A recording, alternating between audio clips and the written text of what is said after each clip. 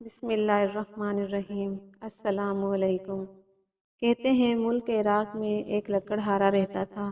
اس کا نام ابو موسیٰ تھا۔ وہ اس بھری دنیا میں اکیلا تھا۔ اس کے ماں باپ اس وقت ہی فوت ہو گئے تھے جب موسیٰ ابھی بچہ تھا۔ ایک دن موسیٰ جنگل میں لکڑیاں کاٹنے گیا۔ صبح سے شام تک وہ لکڑیاں کاٹتا رہا۔ پھر جب اندھیرا پھیلنے لگا تو موسیٰ نے لکڑیوں کو ایک جگہ اکٹھا کیا۔ وہ دن بھر کی محنت سے بری طرح تھک چکا تھا۔ اس نے سوچا کچھ دیر آرام کر لوں، پھر لکڑیوں کا گٹھا باندھ کر چل دوں گا۔ یہ سوچ کر موسیٰ برگد کے ایک گھنے درخت پر چڑھ کر سو گیا۔ اس درخت پر موسیٰ نے شاخوں کو باندھ کر ایک جھولنا سا بنایا ہوا تھا۔ وہ گرمیوں میں دوپہر کے وقت اس جھولنے میں سویا کرتا تھا۔ آج بھی موسیٰ شاخوں اور پتوں سے بنے جھولنے میں لیٹ گیا۔ ٹھنڈی ٹھنڈی ہوا چل رہی تھی۔ موسیٰ کو نیند آ گئی۔ سورج غروب ہو گیا۔ جنگل کو گپ اندھیرے نے اپنی آغوش میں لے لیا، لیکن کچھ ہی دیر بعد چاند نکل آیا۔ موسیٰ ابھی تک بے خبر پڑا سو رہا تھا۔ اچانک آسمان پر ایک رتھ نمودار ہوا۔ اس رتھ کو 4 سفید گھوڑے کھینچ رہے تھے۔ ان 4 گھوڑوں کی کمر پر رنگین پر تھے۔ یہ پرستان کے اڑنے والے گھوڑے تھے۔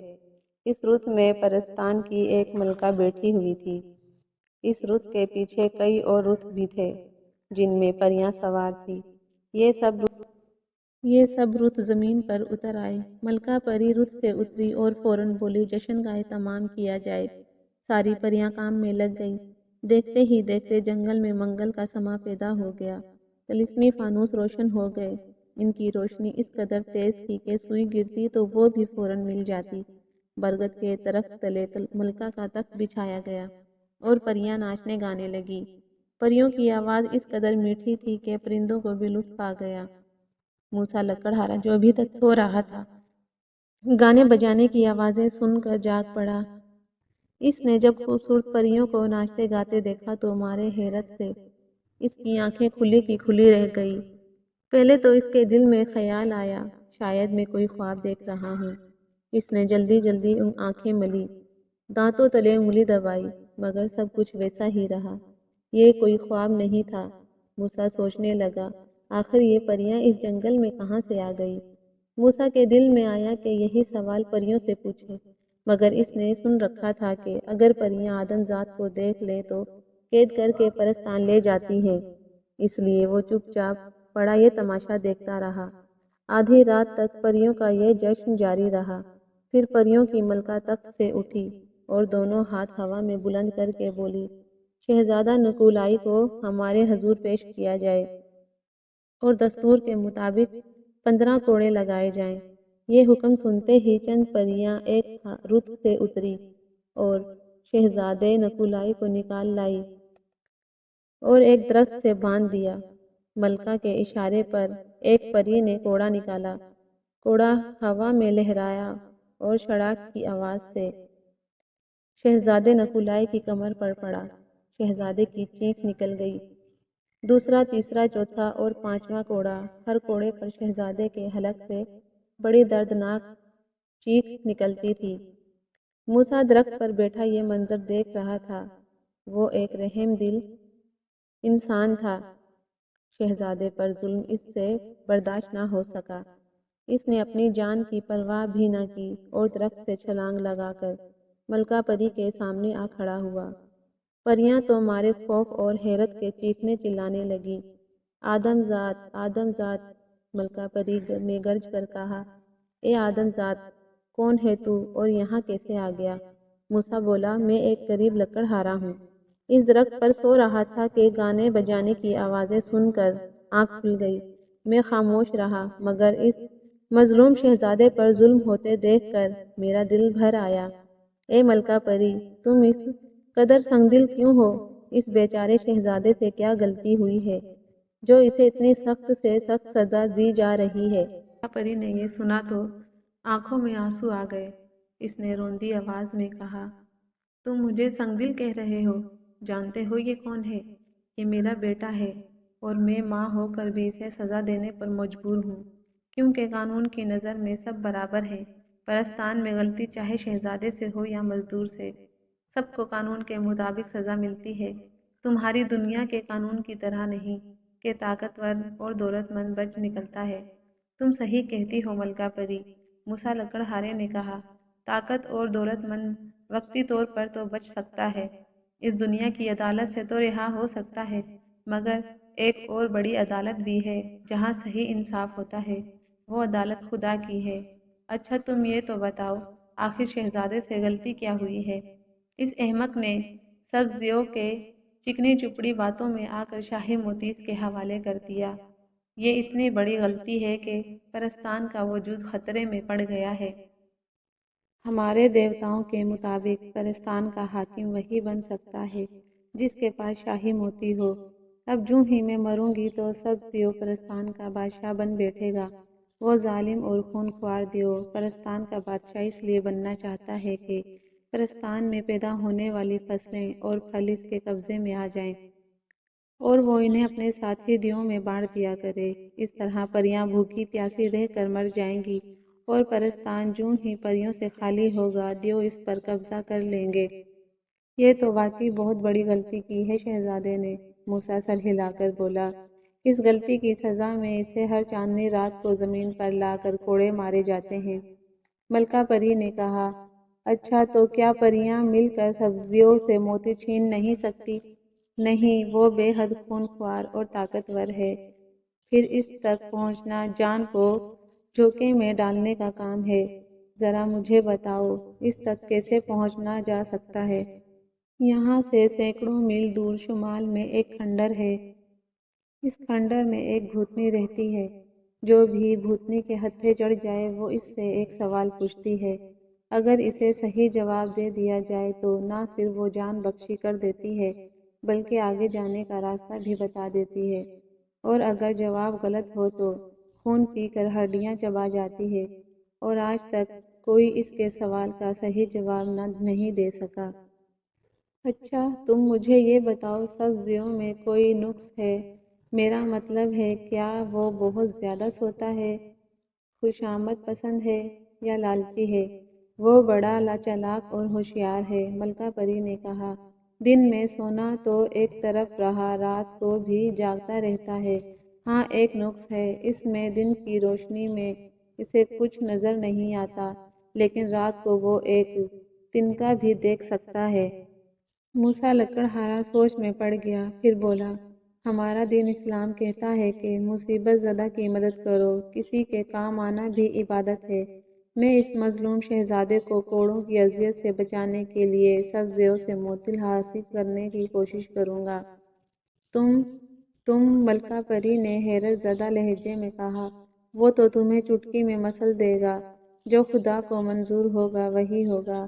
موسیٰ لکڑہارے نے مضبوط لہجے میں کہا، کیا تم مجھے ان کھنڈرات تک پہنچا سکتی ہو جہاں بھوتنی رہتی ہے؟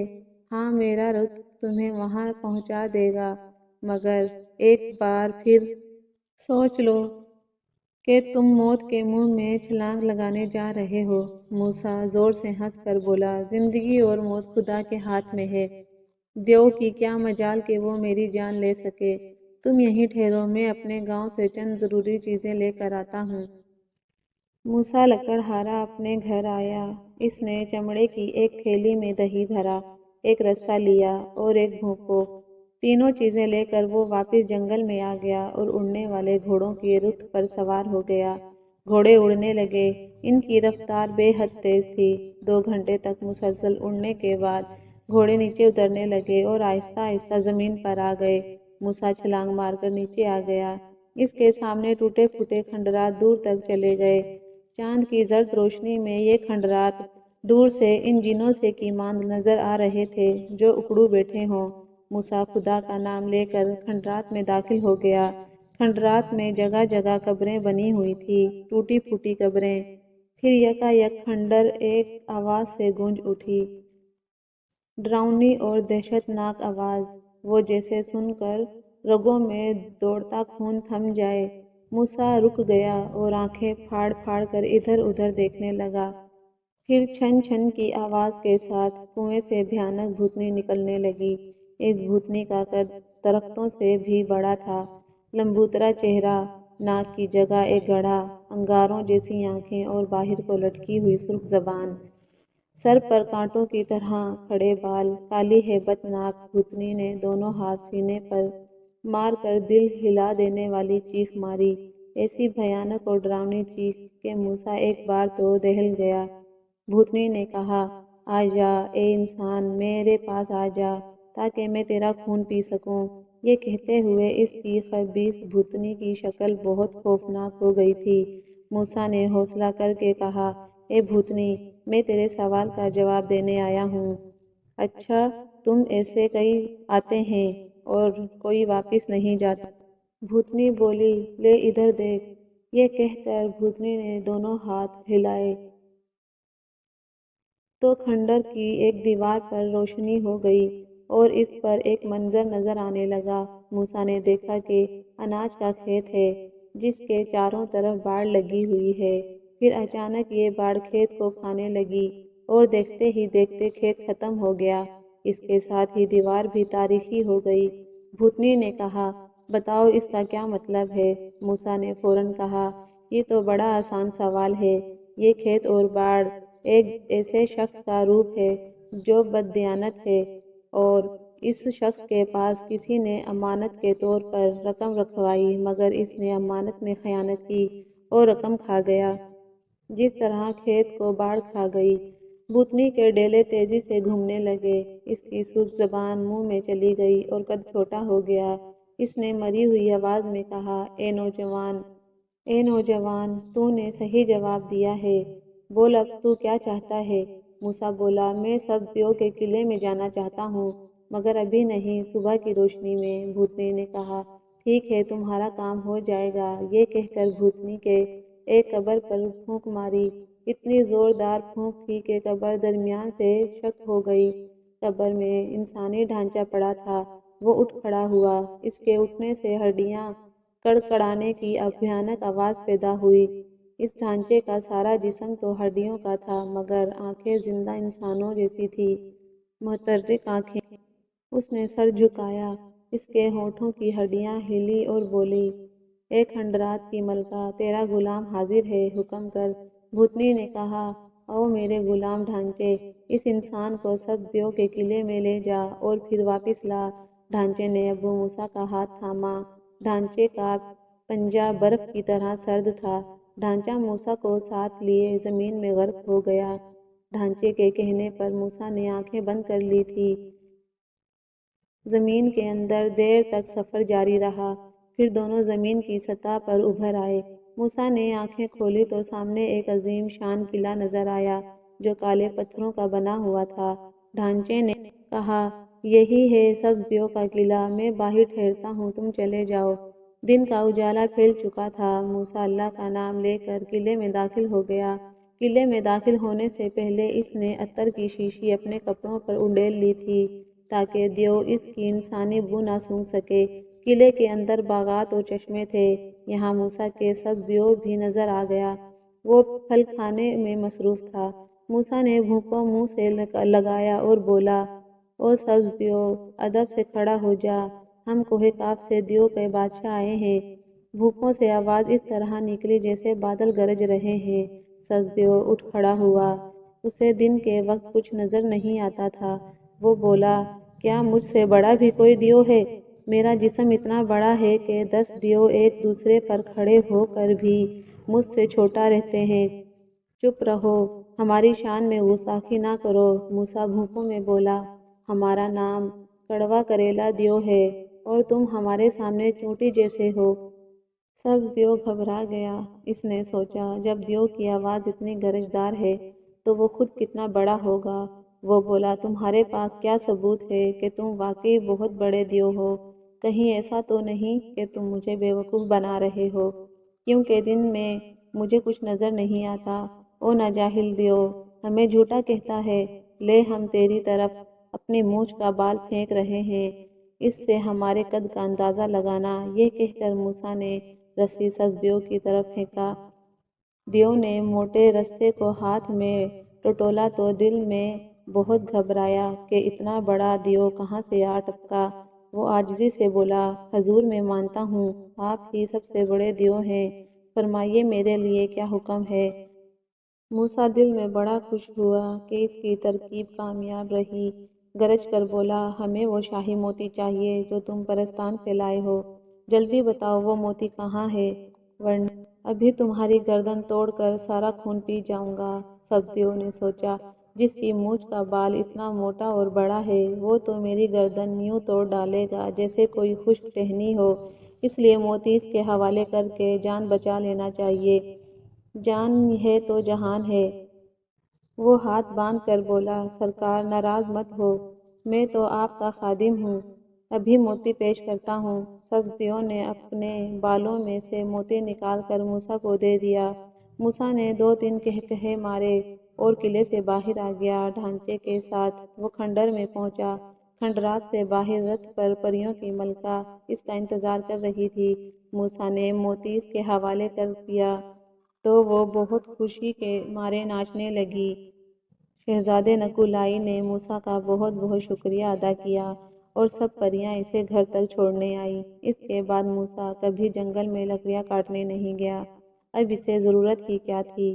پری ملکہ نے اس نے اتنے ہیرے جواہرات دیے تھے کہ وہ شہر کا سب سے بڑا امیر بن گیا تھا۔